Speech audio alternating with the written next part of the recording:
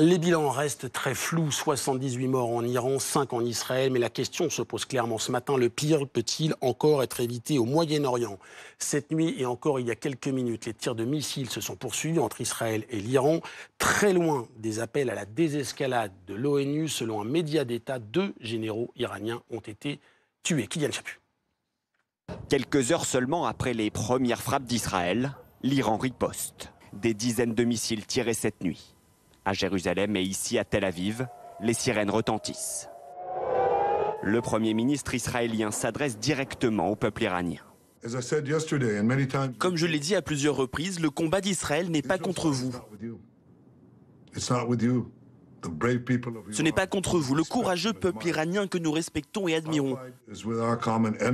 Notre combat est contre notre ennemi commun, un régime meurtrier qui vous opprime et vous appauvrit. Après les installations nucléaires iraniennes, Israël poursuit ses offensives, notamment dans la capitale, Téhéran. Des immeubles civils ont été touchés. Au nord-ouest du pays, l'aéroport de Tabriz est en partie incendié. Selon les autorités, au moins 78 morts et plus de 320 blessés dans tout le pays. Le guide suprême iranien réagit. Le régime sioniste a commis une grave erreur. Nos forces armées sont prêtes et les responsables du pays, ainsi que toutes les composantes du peuple, les soutiennent fermement. En pleine escalade, le secrétaire général de l'ONU appelle à une fin des hostilités. Voilà pour les premières images. Mes invités sur le plateau, Amélie Chély, bonjour. Bonjour. Sociologue, iranologue, politologue du monde musulman contemporain. À vos côtés, le général Patrick Dutart, bonjour. Général de l'armée de l'air, ancien leader de la patrouille de France. Face à vous, Patricia Lemonnier, bonjour Patricia. Grand reporter spécialiste des questions internationales. Et Philippe Perlin, bonjour. Bonjour. Économiste au CNAM, le Conservatoire national des arts et métiers. Avant d'échanger et de développer l'ensemble des thématiques qui sont provoquées par ces événements, on va prendre la direction d'Israël pour retrouver Éléonore Veil, la correspondante de BFM TV. Bonjour Éléonore, on a évidemment les images en tête, images extrêmement rares, mais ce que je voulais que vous nous racontiez, c'est évidemment dans un pays qui est habitué à avoir des événements parfois extrêmement violents, comment on a réagi à ce déluge de missiles la nuit dernière et encore ce matin? Oui, il faut bien réaliser que les Israéliens vivent aujourd'hui une vraie guerre, celle qu'ils craignaient depuis près de 2 ans, mais qui n'était pas encore arrivée. On a pu voir ces images d'immeubles modernes de Tel Aviv complètement effondrés, touchés de plein fouet par des missiles balistiques iraniens. Cela restera, je pense, gravé à tout jamais dans la conscience collective israélienne. Et cette fois, c'est inédit, c'est vraiment le centre du pays qui a été le plus touché. À Ramat Gan, une ville limitrophe de Tel Aviv, 9 immeubles ont été détruits, entièrement détruits, des centaines d'appartements endommagés. À Rishon LeZion, une ville aussi du sud de Tel Aviv, tôt ce matin, une roquette a fait 21 blessés, dont un grave, et un bébé de 3 mois a été secouru dessous les décombres. À Tel Aviv, même, un immeuble de 32 étages a été touché aussi par un missile. Un incendie a été déclaré, mais il a été pour l'heure maîtrisé. On parle aujourd'hui d'un bilan provisoire qui serait entre 3 et 5 morts. Les services de secours israéliens parlent, eux, de 70 blessés. Mais le fait que le centre d'Israël, et plus particulièrement Tel Aviv, ait été touché aussi fortement par ces 5 salves de missiles balistiques iraniens reste un fait extrêmement grave. C'est d'ailleurs dans ce sens-là que le ministre de la Défense israélien s'est exprimé hier soir en disant que l'Iran avait franchi des lignes rouges en s'attaquant à des zones aussi densément peuplées, à des zones urbaines, et qu'il paierait un lourd tribut. Alors, les Israéliens ont pour consigne aujourd'hui d'être prudents, d'écouter scrupuleusement les consignes de sécurité et de rester proche, bien sûr, des abris et des chambres fortes en vue de potentielles prochaines salves de roquettes. On sait également que l'armée israélienne aurait touché entre 150 et 200 cibles militaires, balistiques et nucléaires en Iran, et notamment les sites nucléaires de Natanz, de Fordo et d'Ispahan. Et donc les Israéliens l'ont bien compris, il va falloir s'armer de patience. Ce n'est pas une opération militaire comme ce qu'on avait pu voir précédemment, mais une vraie guerre. Merci beaucoup, Éléonore, pour ces précisions en direct de Tel Aviv. On vous retrouvera évidemment tout au long de la matinée et de la journée pour suivre l'ensemble de ces événements. Général Dutart, est-ce que la différence par rapport à ce qu'on a déjà connu dans les tensions, dans les dans les échanges de missiles qui ont marqué la relation entre ces deux pays depuis plusieurs années, est-ce qu'on est dans un pas supplémentaire franchi? Est-ce que, comme le dit Éléonore, le sentiment des Israéliens, c'est qu'on n'est pas dans une réplique, dans une riposte, c'est qu'on est dans une guerre? Est-ce que c'est aussi votre sentiment? Absolument, absolument. Et en plus, c'est annoncé clairement par Benjamin Netanyahou. C'est-à-dire que les opérations vont se poursuivre. Ça veut dire que pratiquement tous les soirs, il va y avoir des attaques aériennes au-dessus de l'Iran. Et surtout, il y a ce qu'on appelle, nous, dans le jargon militaire, une fenêtre de tir. C'est-à-dire que avec tout ce qui s'est passé l'année dernière, je vous rappelle qu'il y avait eu des 300 tirs qui avaient fait sur Israël, mais également il y avait eu des ripostes israéliennes. Les systèmes solaires ont été très affaiblis, d'autant plus par ce qui s'est passé la première nuit, de la nuit de jeudi à vendredi. Donc, qu'est-ce que va faire Israël? Va profiter de cette occasion où ses appareils de combat sont moins menacés quand ils survolent l'Iran pour prendre l'espace aérien iranien et aller frapper toutes les cibles d'intérêt militaire ou d'intérêt pour diminuer la production d'énergie fissile, de matériaux fissiles pour le nucléaire. On a vu ces images extrêmement impressionnantes d'installations bombardées qui explosaient côté iranien, cette espèce de pluie de missiles au-dessus du dôme de fer côté Tel Aviv. Qu'est-ce qui vole et qu'est-ce qu'on envoie des deux côtés? Qu'est-ce qu'on échange? Alors, pas du tout les mêmes systèmes. Ce qui est arrivé sur Israël, notamment à Tel Aviv et à Jérusalem hier, c'est exactement l'image que vous avez derrière vous, que je trouve absolument magnifique. Ce sont magnifiques, mais en même temps terribles. Ce sont l'arrivée d'une dizaine de missiles balistiques qui ont été tirés d'Iran. Et 8 minutes plus tard, elles arrivent comme ça en balistique à très forte vitesse et surtout avec des charges militaires beaucoup plus importantes que celles des drones. C'est plusieurs centaines de kilos d'explosifs. Et donc, quand ça tombe sur les villes, parce que malheureusement les villes ont été ciblées, et ben ça fait beaucoup de dégâts, beaucoup plus importants que les drones Shahid qui sont bien connus maintenant. Et à l'inverse, au-dessus de l'Iran, ce sont essentiellement des avions de combat, voire des drones, voire des opérations spéciales qui vont attaquer en fait non seulement le dispositif nucléaire, mais également toute l'organisation militaire, en fait, pour affaiblir au maximum le régime des mollahs. L'espace aérien de l'Iran fermé jusqu'à nouvel ordre. C'est ce que vient d'annoncer un média d'État. Et Israël disait un peu plus tôt avoir ciblé des systèmes de défense iraniens dans la région de Téhéran. Patricia, je vous pose la même question qu'au général. Est-ce que, selon vous, on est dans un changement de paradigme? C'est-à-dire qu'on n'est pas dans, pardon pour le mot, mais dans un échange de tirs, mais on est dans véritablement quelque chose qui peut aboutir à une guerre totale dans une région dont le surnom est poudrière. Donc. Ah oui, c'est totalement, c'est une rupture historique en quelque sorte des relations entre les deux pays. Jusqu'à présent, il y avait eu effectivement soit des opérations, on peut dire coup de poing, soit des opérations clandestines via Internet ou via des forces spéciales. Là, c'est totalement différent. On rentre dans une autre dimension avec du côté israélien quand même affiché deux objectifs. Un, la destruction effectivement du système mis en place pour se doter de la bombe nucléaire, un système qui est devenu, qui s'est totalement étalé sur le territoire. Là, vous parlez de 4 lieux, mais en fait, les recherches qui sont faites sont parsemées dans le territoire. Donc, ce qui va nécessiter pour Israël de frapper effectivement dans de multiples lieux, des lieux enterrés, des lieux clandestins. Et puis, il y a une autre volonté du gouvernement israélien. On l'a vu d'ailleurs dans le choix que vous avez fait de nous diffuser de Netanyahou, eh bien c'est un changement de régime. Il en appelle au peuple iranien à se soulever contre un régime dans un contexte qui était un contexte quand même qui était très pré-insurrectionnel, puisqu'il y avait les camionneurs qui sont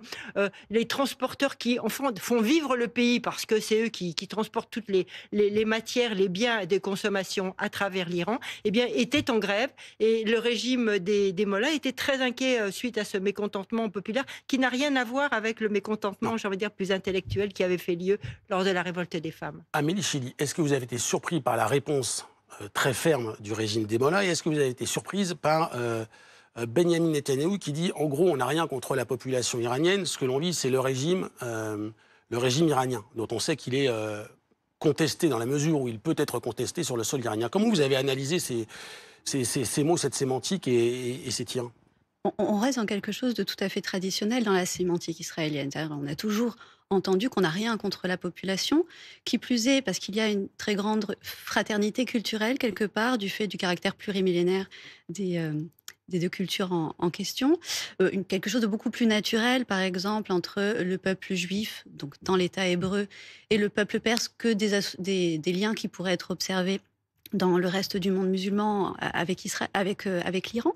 Donc c'est quelque chose de totalement normal, d'autant plus que, on le sait bien, si on regarde la population iranienne actuelle, vous avez une partie marginale qui défend le régime.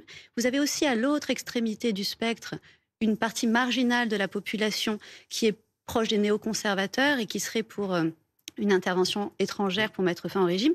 Et au milieu, vous avez une écrasante majorité de la population qui est contre ce régime et qui n'est pas forcément pour qu'il y ait une immixtion, une ingérence étrangère, qui a envie qu'il y ait une transformation de l'intérieur. Et cela, le gouvernement israélien le sait et compte véritablement là-dessus. On se souvient même que côté américain, du temps du premier mandat de Donald Trump, avec Mike Pompeo ou John Bolton, il était régulièrement question d'aider des groupes qui pouvaient déstabiliser à l'intérieur le régime.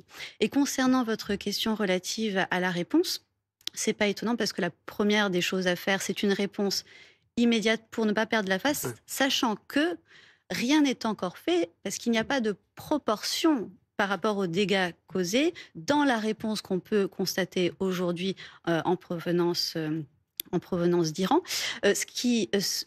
La grande différence, c'est le caractère ciblé. C'est-à-dire qu'Israël a ciblé, or l'Iran n'a pas trouvé le temps dans l'immédiat de cibler. On aura peut-être à se poser la question de comment cibler, étant donné que l'axe de la résistance est totalement défaillant. Les seuls qui sont un petit peu actifs à ce niveau-là, c'est les Roussis. C'est ceux qui ont montré que, contrairement aux autres, ils étaient en mesure de soutenir donc le l'Hydre, la tête de l'Hydre. On peut éventuellement redouter que ça ne précipite l'Iran dans une course accélérée à la nucléarisation militaire, voire même à l'observation d'essais à plus court terme que ce qu'on aurait envisagé. Parce que là, on rappelle que c'est évidemment la progression de son programme nucléaire et la possibilité d'avoir une arme nucléaire qui est à l'origine de cela. Et c'est l'AIEA, l'Agence internationale de l'énergie atomique, qui avait alerté la communauté internationale il y a quelques jours. Voici ce que nous dit le correspondant de RFI à Téhéran, Siavosh Ghazi, sur la situation. Selon des médias iraniens, donc des centaines de missiles ont été lancés contre Israël dans 5 salves successives. Donc on a pu voir, par exemple, dans le ciel de Téhéran, certains missiles donc, qui se dirigeaient vers Israël, donc avec des gens qui sont descendus dans la rue pour applaudir, mais d'autres qui ont critiqué, critiqué cette riposte. Mais les médias iraniens publient beaucoup de vidéos où on voit, par exemple, des missiles frapper Tel Aviv ou d'autres villes israéliennes, en disant que c'était un succès, contrairement à ce que dit donc l'armée israélienne et les autorités israéliennes. Téhéran affirme que la plupart des missiles ont atteint leurs objectifs. Un responsable militaire iranien qui est conseiller du guide suprême est venu à la télévision pour expliquer que des bases aériennes, des bases de l'armée israélienne avaient été frappées en même temps que, par exemple, Tel Aviv, Jérusalem ou Haïfa. Et ce matin, il y a donc des informations selon lesquelles des drones de l'armée iranienne auraient donc frappé des cibles dans le nord d'Israël. Une nouvelle attaque donc à l'aide de drones. Les autorités disent aussi que 5 drones ou objets volants israéliens ont été abattus à Téhéran, mais aussi dans d'autres régions du pays,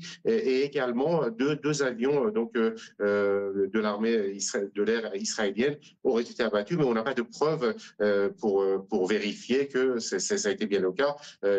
Voilà, c'est toutes ces informations qui sont données par les médias iraniens, en expliquant que l'Iran avait riposté de manière conséquente et de manière dure, et que la réponse de l'Iran allait se poursuivre et qu'il ne fallait pas s'arrêter à ce stade-là, et que l'Iran était prêt à continuer ses attaques contre Israël avec toujours des missiles et de manière encore plus dure que ce qu'on a pu voir cette nuit. Général, quelle est selon vous la réalité ou le danger de cette menace nucléaire iranienne, et en quoi ça change fondamentalement la donne dans la région, et d'ailleurs pas que dans la région? D'abord, ça fait 30 ans qu'on parle au moins, qu'on parle de cette fameuse arme nucléaire, et qui est un sujet de préoccupation depuis longtemps des chancelleries. Moi, je me souviens, quand j'étais conseiller de Michel Barnier, on parlait déjà de ça, et on disait les Israéliens ne laisseront jamais, je dis bien jamais, l'Iran obtenir cette arme nucléaire. Et là, il était jugé, en plus, par les rapports de l'AIEA et les techniciens et tous ceux qui surveillent en fait ce qui se passe en Iran, que là, les Iraniens avaient bien accéléré et s'approchaient de disposer de matériel permettant de faire une bombe, ce qui ne veut pas dire non plus de la miniaturiser et de l'envoyer, mais c'était un seuil qui devenait important. Et donc, en fait, Netanyahou, il pense à ça depuis 20 ans. Et là, c'est le jour, c'est pour ça, comme disait Patricia Lémonière, c'est assez historique ce qu'on a vécu ces dernières 36 heures, parce que voilà, c'est la réponse. Et la réponse, elle est extrêmement calculée. Elle est préparée non pas depuis plusieurs mois, depuis plusieurs années, en fait, avec un système de renseignement et les opérations spéciales. On n'aurait pas le temps de décrypter tout ce qui s'est passé, en fait, dans la nuit de jeudi à vendredi. Et ça va donc se poursuivre. Et la stratégie, je vous disais, c'est que, et ça je peux le comprendre militairement, c'est qu'on va profiter de ce qui se passe actuellement au-dessus de l'Iran pour essayer de détruire le maximum de menaces militaires iraniennes et, si possible, faire chuter le régime des mollahs. Philippe Erlin, je voulais que vous soyez présent sur le plateau pour parler des conséquences qui peuvent paraître un peu moindres par rapport au risque d'une guerre, mais des conséquences qui sont concrètes. Les chocs pétroliers, on s'en souvient, notamment le deuxième, étaient directement liés à la situation en Iran, l'avènement de la République islamique, puis la guerre Iran-Irak. En quoi ça peut avoir des conséquences économiques concrètes pour nous autres Français? On voit déjà que le cours du pétrole a augmenté, donc il faut compter à peu près une dizaine de jours entre la hausse du cours et le prix à la pompe que vont payer les Français. Donc, on devrait assister à une petite augmentation. Maintenant, moi, je ne pense pas à un choc pétrolier. On parle beaucoup du blocage du détroit d'Ormuz, mais ça fait longtemps qu'on en parle. Qui pourrait être bloqué par l'Iran. Voilà, mais l'Iran se punirait elle-même, parce que l'Iran, ses seules ressources financières, c'est le pétrole qu'elle exporte. Et ça passe par le détroit d'Ormuz. Donc, l'Iran se punirait elle-même. Et par ailleurs, est-ce que les États-Unis laisseraient faire? Et puis en plus, il faut quand même comprendre, au niveau militaire, c'est quand même complexe, parce que le détroit d'Ormuz, à son passage le plus étroit, c'est quand même 55 km. Alors, bloquer 55 km, il faut une marine de guerre. Est-ce que les Américains qui sont dans la zone laisseraient faire l'Iran bloquer le détroit d'Ormuz? Je ne pense pas. Surtout que ça gênerait leur allié saoudien. Donc moi, je ne crois pas du tout à ce scénario d'un blocage du détroit d'Ormuz, et donc à une explosion des prix. Donc on devrait assister il y a un stress sur les marchés financiers aujourd'hui, mais pas tant que ça. Le dollar n'explose pas, l'or monte, mais pas tant que ça. Il n'y a pas de peur. Il y a un stress, mais pas une peur. Donc, une augmentation modérée du prix à la pompe dans les semaines qui viennent. Voilà ce qu'on. Qu'est-ce qui pourrait faire que la crainte devienne une peur et ait des conséquences? Et comment on empêche que ça ait des conséquences plus graves que ce que ça ne semble être pour l'instant? Est-ce qu'il y a c'est la réaction politique? C'est le rôle des États-Unis dont vous parliez? En fait, ce qui se passe, parce que, comme vous le signalez tout à l'heure, ça fait longtemps qu'Israël voulait détruire le potentiel nucléaire militaire. Obama s'y était opposé. En fait, Trump, là, il y est favorable. Il ne le dit pas explicitement parce qu'il ne veut pas apparaître comme un président qui est favorable à des guerres. Oui. Toute sa campagne, il avait reproché à ses prédécesseurs. Voilà, toute sa campagne, il a dit « je ne ferai pas de guerre contre mes prédécesseurs ». Donc, il n'est pas en première ligne. Mais il est évident qu'une telle opération, elle a besoin des États-Unis pour être déclenchée, pour des avions ravitailleurs, pour des bombes capables de percer des blocos, etc. Donc, pour la coordination de tous les avions. Donc, les États-Unis sont partie prenante, voilà. Et moi, je considère que la menace la plus importante, c'est quand même le fait que l'Iran puisse un jour avoir l'arme nucléaire, parce que ce sera encore plus grave que la Corée du Nord. La Corée du Nord, c'est pour défendre le régime. Le régime chiite, il a quand même une conception dans la charte iranienne, il faut raser et détruire Israël. Ça fait partie du programme officiel. Et puis eux, c'est pas justement, il dit, c'est pas seulement pour se défendre, c'est aussi pour détruire Israël.